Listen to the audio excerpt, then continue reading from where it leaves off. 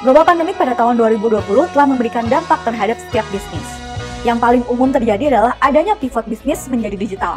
Oleh sebab itu, semakin banyak bisnis yang akhirnya memanfaatkan digital marketing untuk strategi mempromosikan usahanya.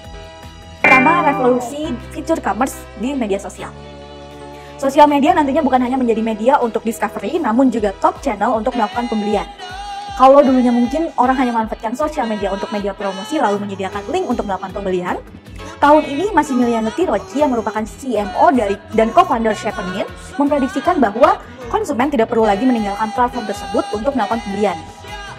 Kenapa? Karena adanya fitur in-app checkout di media sosial. Sampai saat ini Instagram menduduki posisi sebagai platform sosial media commerce terkuat, meskipun fitur in-app checkout masih sangat terbatas untuk saat ini.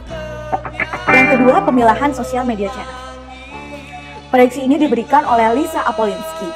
Lisa mengatakan bahwa banyak perusahaan mulai mengurangi jumlah sosial media channels yang mereka gunakan untuk share dan influence. Pemilahan sosial media channels ini nanti diprediksi tidak cuma populer, tapi juga menjadi suatu kebutuhan. Yang ketiga, TikTok. TikTok sudah lama diluncurkan, tapi menjadi semakin booming sejak tahun 2020, dan jadi banyak dimanfaatkan sebagai channel marketing di beberapa perusahaan. Tidak sedikit influencer yang terjun ke TikTok dan telah memiliki banyak followers. Tidak hanya itu, banyak juga influencer baru yang lahir di TikTok. TikTok menjadi sosial media baru yang banyak digemari karena konten yang dinilai lebih menarik dengan memanfaatkan fitur video dan musik yang lebih kreatif. Kemudian yang keempat adalah viral marketing. Banyak perusahaan berlomba-lomba untuk membuat konten yang bisa booming di masyarakat.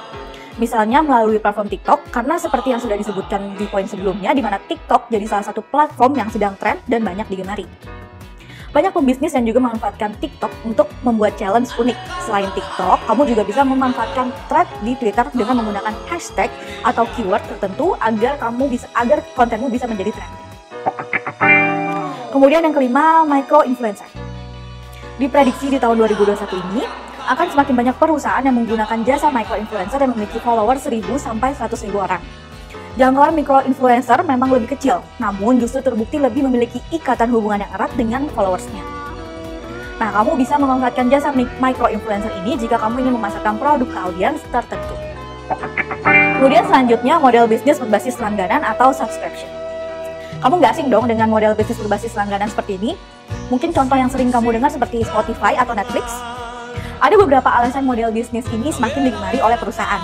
Salah satunya yaitu keuangan perusahaan yang lebih terprediksi dan pelanggan yang telah terikat. Tak dipungkiri lagi, model bisnis ini sudah menjadi tren marketing beberapa tahun belakangan. Selanjutnya adalah marketing flywheel. Banyak perusahaan beralih menggunakan marketing flywheel dan meninggalkan model marketing funnel. Model marketing flywheel merupakan model bisnis yang memfokuskan pada pengalaman pelanggan. Asumsinya, jika pelanggan puas pada pelayanan atau produk perusahaan, mereka akan melakukan repurchasing atau pembelian kembali. Inilah nantinya yang lebih banyak mendatangkan leads dan profit bagi perusahaan. Kemudian selanjutnya, iklan non-target. Saat pandemi seperti ini, banyak pembisnis yang mencoba cara baru untuk memasarkan produknya.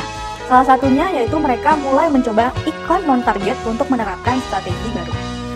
Ternyata keuntungan iklan non-target ini bisa lebih tinggi loh dibandingkan dengan yang ditargetkan. Cara ini bisa kamu manfaatkan untuk menjangkau audiens baru yang ternyata tertarik dengan produkmu. Selanjutnya adalah emotional branding. Emotional branding semakin populer saat ini. Banyak pembisnis yang membuat konten kreatif dan jujur untuk menyentuh hati pelanggannya. Contoh yang bisa dilakukan yaitu mulai dari memberikan cerita yang inspiratif, aspiratif, dan membawa kebanggaan lokal, dan sebagainya.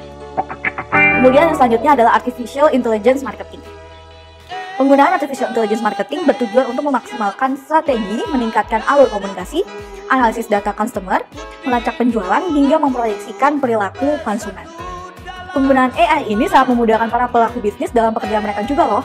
Maka dari itu, penggunaan AI diprediksi akan semakin berkembang dalam pelaksanaan kegiatan digital marketing di tahun 2021. Kemudian yang selanjutnya, video marketing.